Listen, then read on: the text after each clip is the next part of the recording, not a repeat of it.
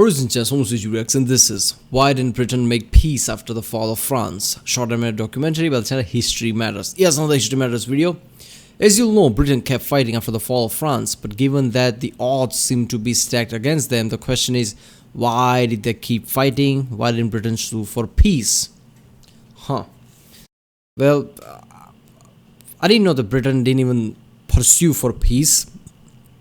I was assumed that diplomats in the background were doing their thing, trying to push for more diplomatic solution even when the war is going on. But yeah, I guess obviously this talk about World War II, right after the fall of France. So first of all the France resistance were, if I remember correctly, key people were in Britain, right? Trying to create some kind of a guerrilla resistance in France, if I remember correctly, right?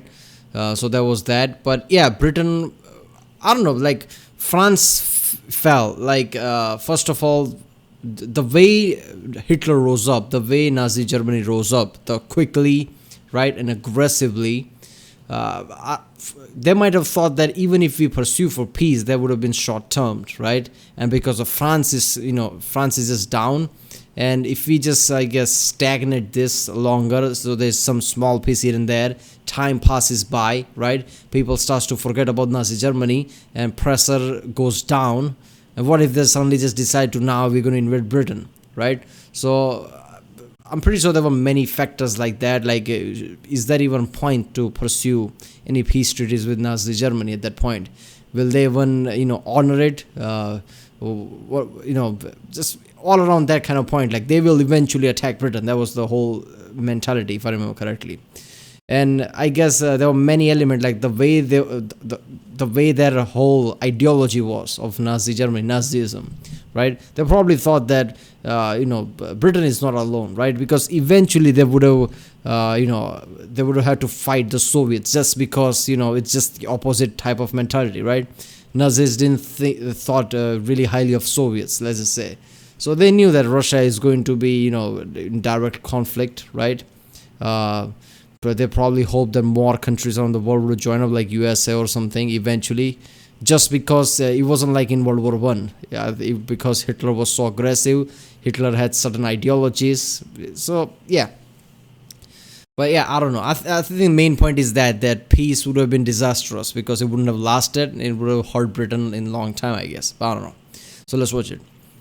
Remember, if you like my reaction, don't forget to subscribe. Check out the reaction. There's a link in the description. Check out the link in the Let's watch it. When France fell to Germany in May 1940, Britain was left standing alone. Well, sort of alone. Alone in the sense of it was only Britain and all of its empire remaining in the fight. Irrespective, the United Kingdom's position at that point wasn't exactly enviable, and there were many politicians there who thought that fighting on was foolish. So, given Britain's outlook at this point, this raises the question: why didn't Britain make peace after the fall of France? So, as you will know, 1940 saw the German invasion of Denmark, Norway, the Benelux region and France, and to put it mildly, things didn't go well for the Allies. After the fall of Norway, Britain's Prime Minister Neville Chamberlain was under a lot of pressure to resign, and there were two candidates to succeed him. Lord Halifax, who said no, thus narrowing it down to only one candidate, Winston Churchill.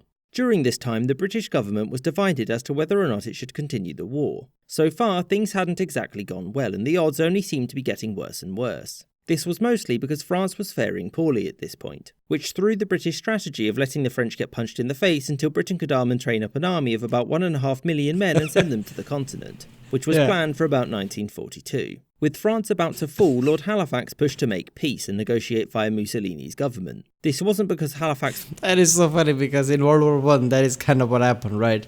I mean, Britain suddenly, gathered up enough troop and send it to France, right?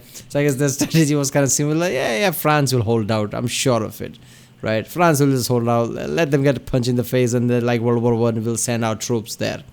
But they didn't count for Hitler, who just basically fucking take over the entire country. And obviously, France is one of the, European countries that throughout the centuries, right? Has been the major power, like Britain, France, Germany, that kind of thing, Prussia, whatever. So, they were like, France is probably not going to go down, but it did.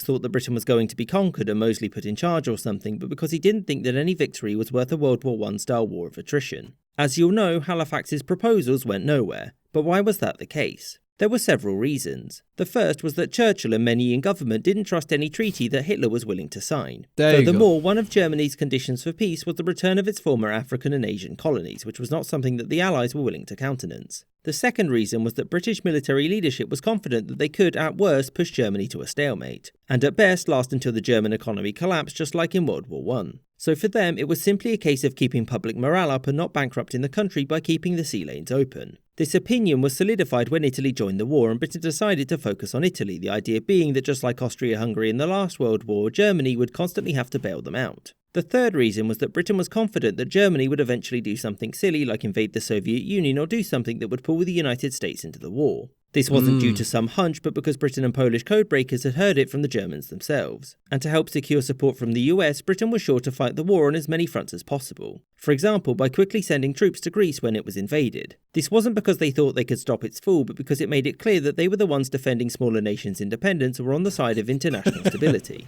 which would indirectly put pressure on American politicians to eventually do. Imagine that Britain like, we are the good guys, we are protecting small nations. US says like, fuck, now we have to join in. That is the lowest point at this. Man, this is so fucked up. I like how this whole strategy was like, yeah, let's just wait, Germany to do something stupid, right? I mean, that is a good strategy if you know your enemy, right? And like I said at the start of the video, like Nazism was kind of opposite of what Soviets were, right? So eventually Hitler would have attacked Soviet Union, right? Eventually he would have.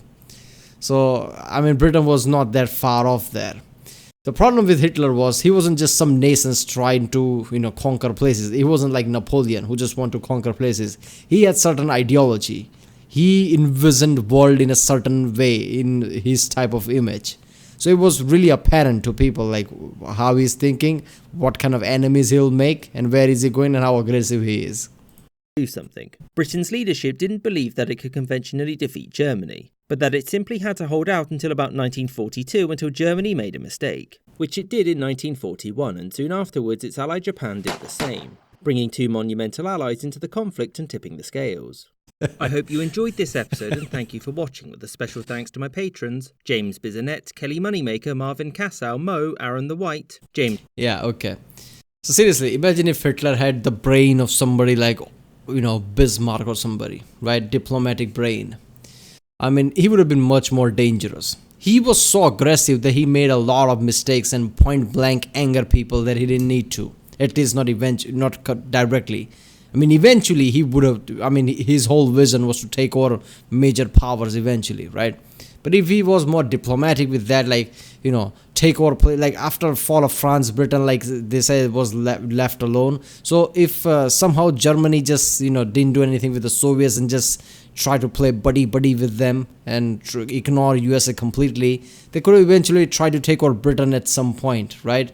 Or at least attack them at a point that some kind of peace treaty is signed that makes Britain as as good as just they're defeated or something before he can divert his resources somewhere like Russia or something. But no, he just suddenly, before even winning over Britain or doing anything, he just suddenly decide to attack Soviet Union, decide to anger USA. Just like, yeah, you just angered everybody, every major power of the world. Now you're going down, obviously. So yeah. Right, well, that was why didn't Britain make peace after the fall of France? Yeah, they knew Hitler would make mistake, right? So they didn't have to. And yeah, peace wouldn't have lasted anyway. Well, channel History Matters. If you like my reaction, don't forget to subscribe. And yeah, I'll see you next time.